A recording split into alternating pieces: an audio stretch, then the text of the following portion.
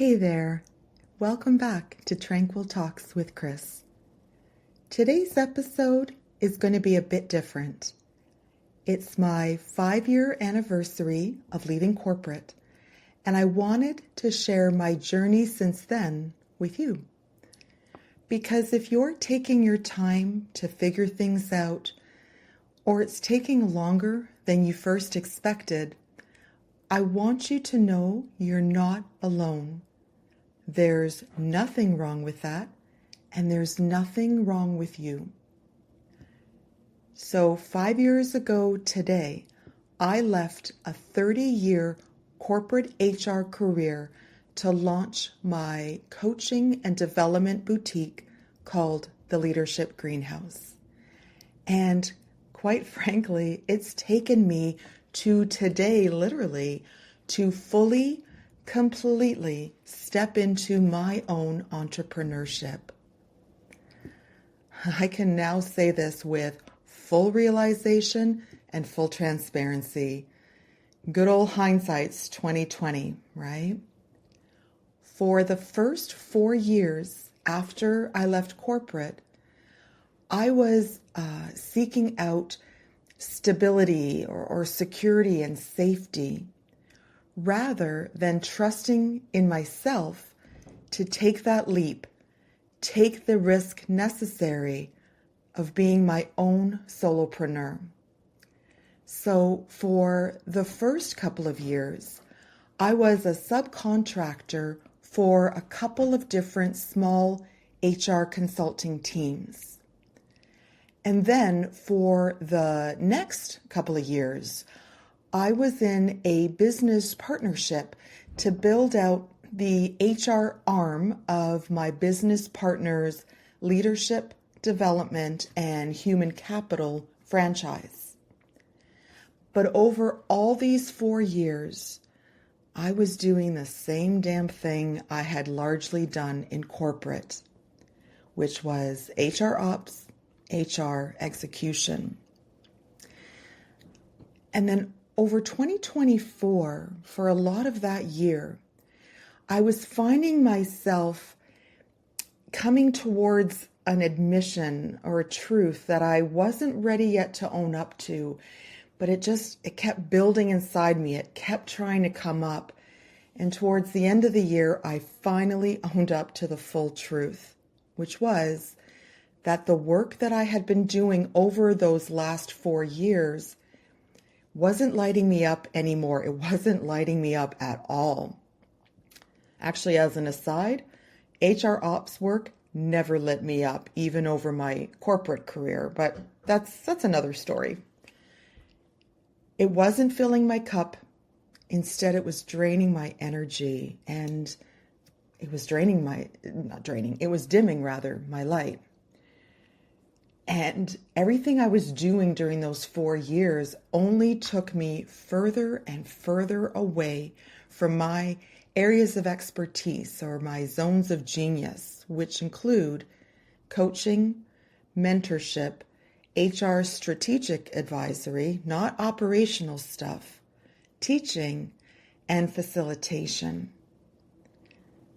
So finally, by December 2024, I walked away from the business partnership. And then 2025 happened. At the start of the year, I was well-intentioned. I was rearing and ready to go. It was going to be my year of building the Leadership Greenhouse in full. It was going to be my year of rebranding and putting myself out there, being super consistent and super focused and drawing in my dream client day after day, week after week. I was going to nurture long-standing connections and relationships and build new ones as well as collaborations. Well, all good intentions, all great thinking. Most of it did not happen this year. And instead, 2025 became a year of holding vigil. It was all about family, and family is, anyone who knows me knows this, family is the most important element of my entire life. always has been and always will be. So I don't regret the focus on family this year, but it was and has been a very hard year. There were multiple family hospitalizations. There has been constant daily caregiving. And in June of this year, we said goodbye to my beautiful mom. My mom was, still is, and always will be the absolute best. I am truly blessed and grateful that my mom was my mom. She was my champion, my sanctuary. She was my earliest role model of quiet leadership.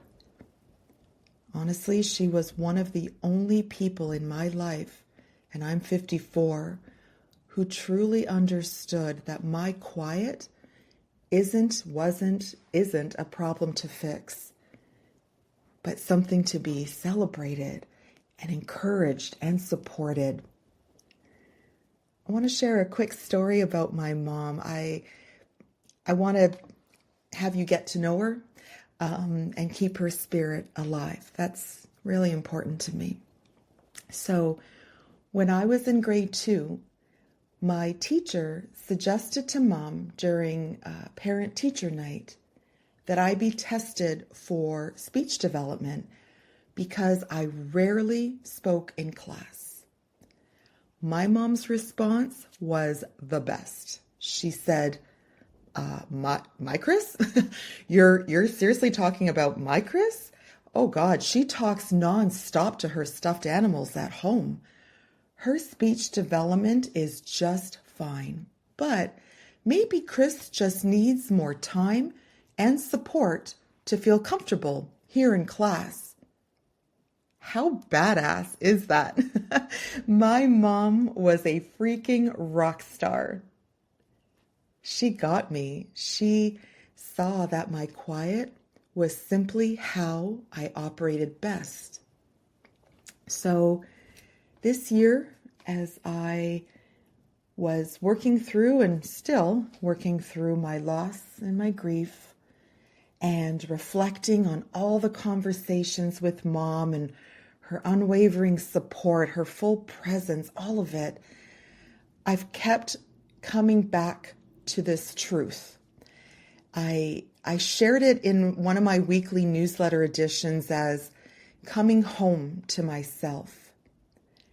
And my truth is that I am an introvert with generalized anxiety who spent years, decades, actually 3 decades to be exact, navigating corporate spaces that were not built for people like me.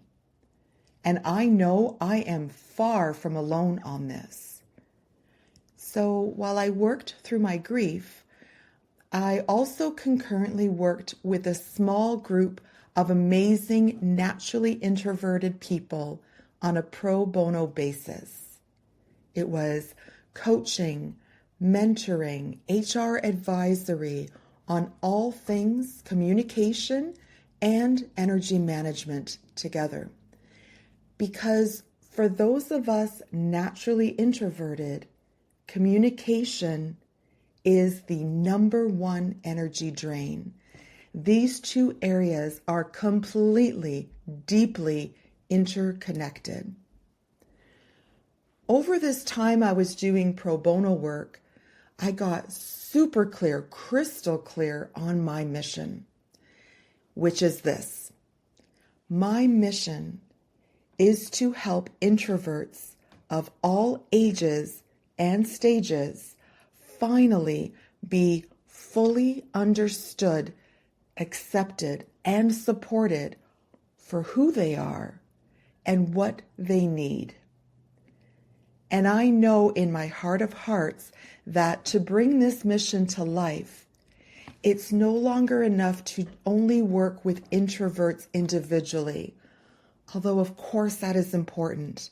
And to those natural introverts listening today, please know there will always be a place for you in the sanctuary where we work exclusively on your needs together. It's only half of the formula for true success, though, for positive change. To help us introverts move forward, we need to work with the support of those around us, our leaders, our teams, our families, schools, communities, you name it.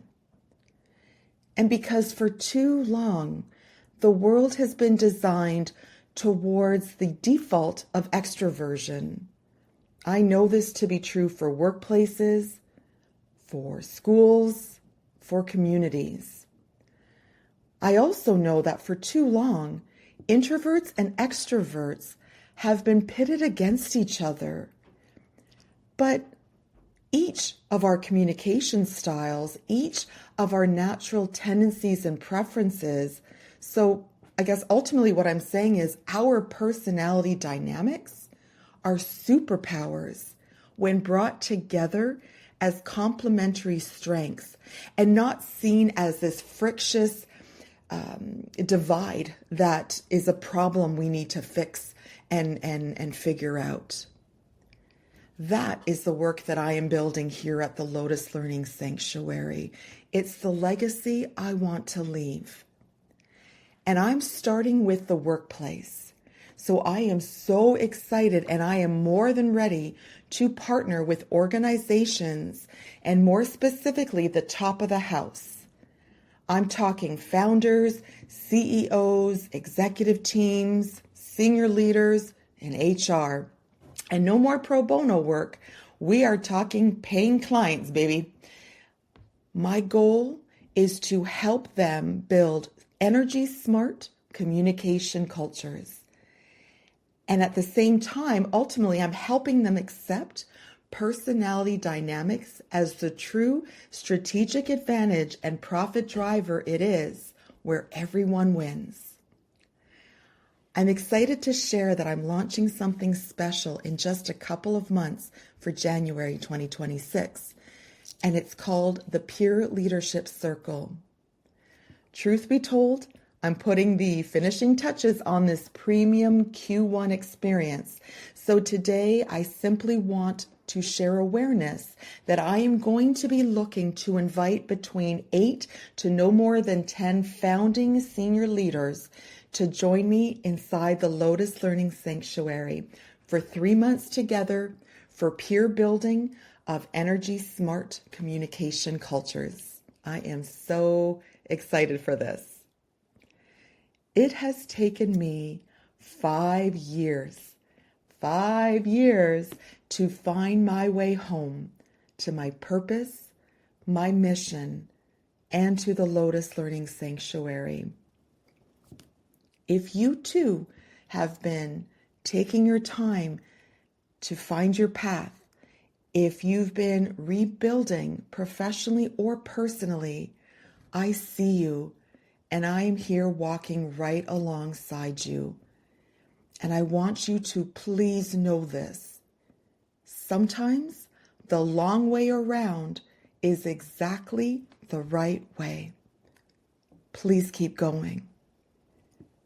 Thank you so much for listening to my journey. I look forward and can't wait to see you next week with more practical strategies on communicating in a busy, noisy world while protecting your energy. Until then, I wish you a wonderful and peaceful rest of your week. Cheers.